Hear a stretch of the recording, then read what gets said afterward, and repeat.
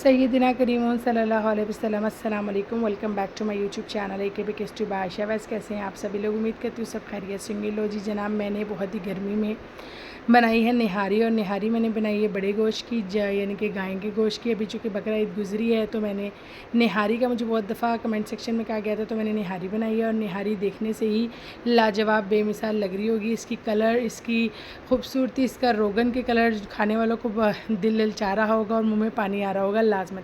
तो जिन लोगों ने मेरी चैनल को सब्सक्राइब किया हुआ है वो इस वीडियो से ज़रूर फ़ायदा उठाएं और निहारी की रेसिपी को ज़रूर फॉलो करें। तो जी जनाब, निहारी का गोश्त जो होता है वो गाय के किसी भी गोश्त से निहारी नहीं बनती। कि निहारी का एक स्पेसिफिक गोश्त होता है जो कि गाय के पाए के बाद और रान से नीचे की जगह होती है, उसको बोन कॉल करते हैं।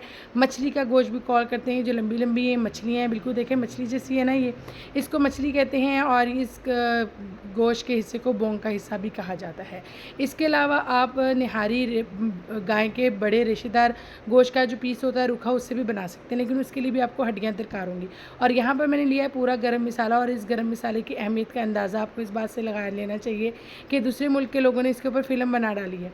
यहाँ पर हमने मुकम्मल गरम मसाले का इस्तेमाल करना है। उसके अलावा हमने सूंड लेनी है, सौंफ लेनी है, अजवाइन लेनी है और साबुत धनिया लेना है। तमाम तर गरम मसाला जात के अलावा हमने नमक, मिर्च, हल्दी, ज़ीरा और हर लहसुन अदरक का पेस्ट और प्याज इस्तेमाल करना है। यहाँ पर मैं सूंड का इस्तेमाल कर रही हूँ। सूंड को पहले मैंने ग्राइंड कर लिया। सूंड होती है सूखा व अदरक टाइप से, सूखा व अदरक होता है, ये आपको पंसार की दुकान से मिल जाएगा। हमने इसको ग्राइंड करके रख लिया।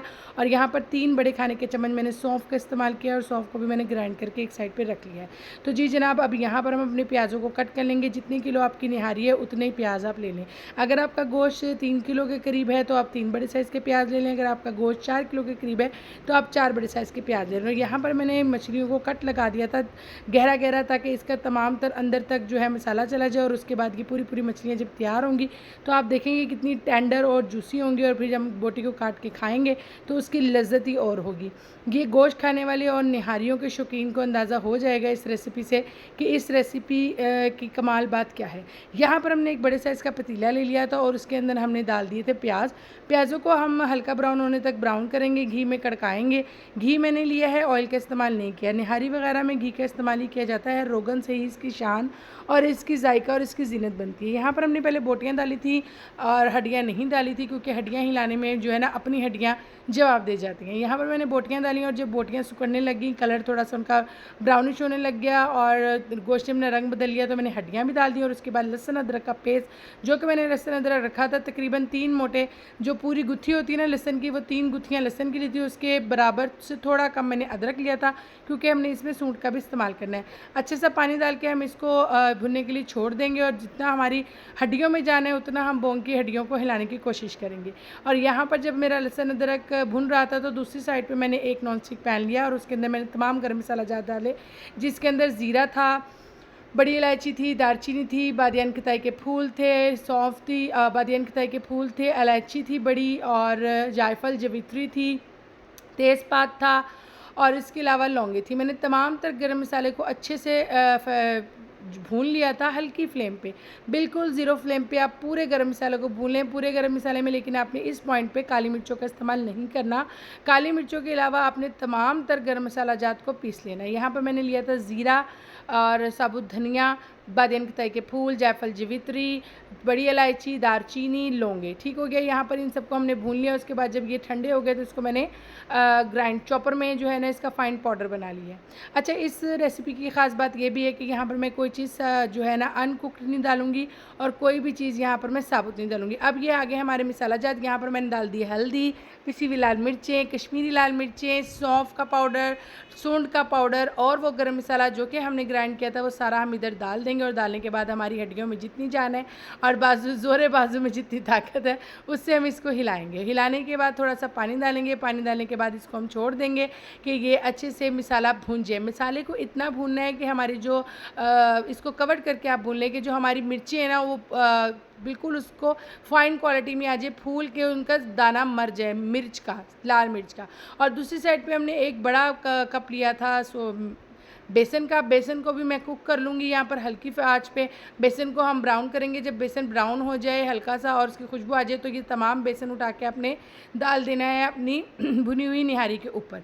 और उसके बाद हमने इस बेसन को भी भूनना है। थोड़ा सा पानी डालेंगे, कवर करेंगे, बार बार पानी डाल के बार बार कवर करके इसको अच्छे से भूनेंगे कि हमारी निहारी का जो मसाला है बहुत अच्छे से भुन जाए, प्याज जो है वो घुल जाएँ और हरी लाल मिर्ची डाली हैं वो भी अच्छे से फूल के घुल जाएँ। अच्छा, यहाँ पर मसाला मेरा भुन रहा था तो दूसरी साइड पे एक और मसाला है जो अभी इसमें डलना है। वो क्या है, वो इस रेसिपी का सीक्रेट है। इसको कहते हैं पिपली। ये पंसार की दुकान से आपको इजीली मिल जाएगी। मैं आपको क्लोज करके भी दिखा देती हूँ। ये है पिपली। ये इस तरह के जैसे तूत नहीं होते, सूखे हुए तूत टाइप से, लेकिन मुझे नहीं पता इसको तूत है भी या नहीं। बहरहाल यहाँ पर 4 स्टिक हमने पिपली की ली हैं, 4 छोटी इलायची ली है, 1 छोटी चम्मच हमने अजवाइन ली है और 1 चम्मच हमने लिए साबुत काली मिर्चें। ठीक हो गया। अब यहाँ पर हमने ये जो सीक्रेट रेसिपी मसाला है हमारा निहारी का, उसको भी हम जो है ना वो भून लेंगे। नॉन स्टिक पैन हमने रखा हुआ था उस वक्त का, उसी पे हल्की सी फ्लेम पे हमने इन चारों चीज़ों को भी अच्छे से जो है ना वो कड़का लेना है। जब ये कड़क जाएंगी तो इसको अभी हमने चॉप कर लेना है। इसका भी फ़ाइन पाउडर बनाना है और फ़ाइन पाउडर बनाने के बाद हमने इसको भी भुनी हुई निहारी के ऊपर डाल देना है। अच्छा, ये फ़ाइन पाउडर बन गया। अब निहारी चूँकि अल्हम्दुलिल्लाह बेसन के साथ भी अच्छे से भुन गई थी, तो अब इस मसाले के साथ भी निहारी को हमने भूनना है। ये मसाला हमने डाल दिया बीच में, अच्छे से चम्मच चलाया और थोड़ा सा पानी डालने के बाद हम इसको अच्छे से भून लेंगे। जब हमारी निहारी पर रोगन आ जाएगा, निहारी भुन जाएगी, बोटियों का कलर अच्छे से और हड्डियों का कलर अच्छे से चेंज हो जाएगा, जो कि मैं आपको स्क्रीन में दिखाऊंगी। देन आफ्टर आपने इसमें पानी ऐड करना है। यहाँ पर हमने अपना जो ये सीक्रेट मसाला था ये डाला है और डालने के बाद हमने अच्छे से इसे भुना है। भूनने के बाद इसको फ्लेम पे हमने ढक दिया था और आप देखें कितना ज़बरदस्त रोगन साइडों पे आ गया है। इसका मतलब है कि हमारा तमाम तर मसाला जात भुन गया है। इसमें हम इतना पानी डालेंगे जितना कि हमारी रिक्वायरमेंट ऑफ ग्रेवी और शोरबे की है, और बाकी हमारा जितने टाइम में गोश्त गल जाए। गोश्त की गलाई का अंदाज़ा आपको अपने जानवर से होगा कि अगर आपका दोंदा जानवर था तो गोश्त जो है वो 5-6 घंटे में गल जाएगा। अगर इससे बड़ी उम्र का था तो टाइम ज़्यादा लेगा। यहाँ पर तकरीबन मगरिब की अज़ानें हो रही थी जब मैंने इसको पानी डाल के दम लगा दिया था। मैं नमाज़ पढ़ने चली गई, इतनी देर में इसके अंदर उबाल आ गए थे। अच्छे से खुली फ्लेम पे आपने पानी डाल के कवर करके चले जाना है किचन से बाहर, क्योंकि गर्मी बहुत शदीद है। इतनी गर्मी में इतनी हैट्रिक जॉब जो है ये डन करना बड़ी हिम्मत की बात है। इसी वजह से तो कहा है कि बॉर्डर पे खड़ी हुई औरत और बॉर्डर में खड़े हुए सिपाही और किचन में खड़ी हुई औरत का मुकाबला एक सा है। यहाँ पर जी हमारी मैंने मगरिब के टाइम इसको दम लगा दिया था और फजर के बाद मैं 6 बजे का अलार्म मैंने लगाया हुआ था।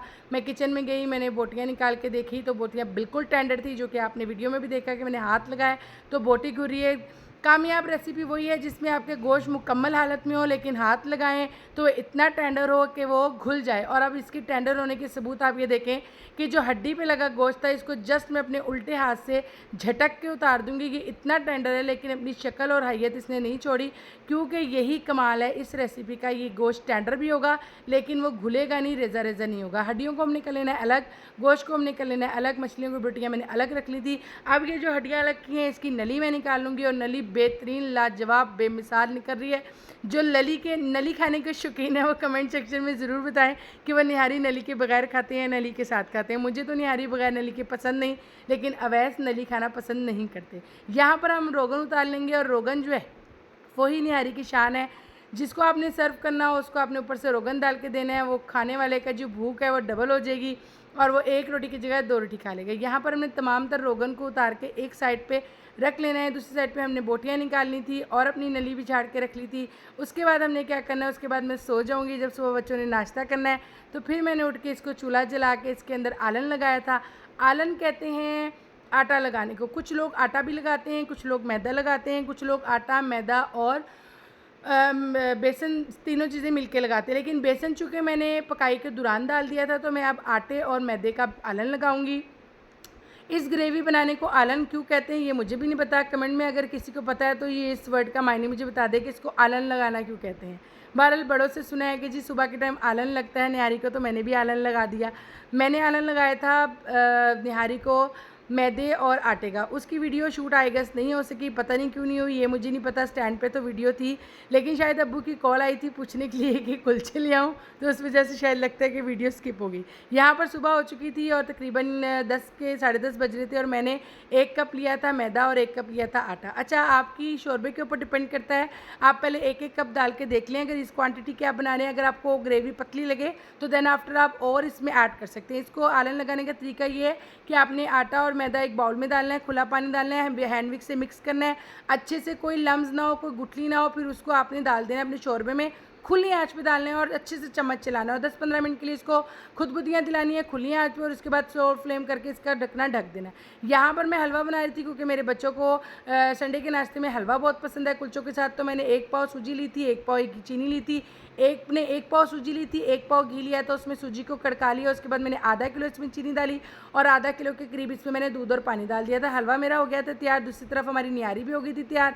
तो मैंने निहारी के लिए एक प्लेट को गर्म किया, उसमें एक मछली की बोटी रखी आप लोगों को दिखाने के लिए, और तकरीबन ये थारी बोटी और मछली मेरे अब्बू और मैंने खा ली थी। यहाँ पर जी मैंने मछली के ऊपर जो है वो शोरबे की भंबारमट कर दी है, शोरबा डाला है। इस कदर नाइस ग्रेवी का कलर था, इतनी मज़े की थी। जो लोग खाने पीने के शौकीन हैं, लाहौरिये तो है ही, ख्वाबों का शहर और शौकीन है लाहौरी खाने पीने के, तो ज़रूर आप इस रेसिपी को ट्राई करके मुझे बताइएगा कि आपको ये रेसिपी कैसे लगी।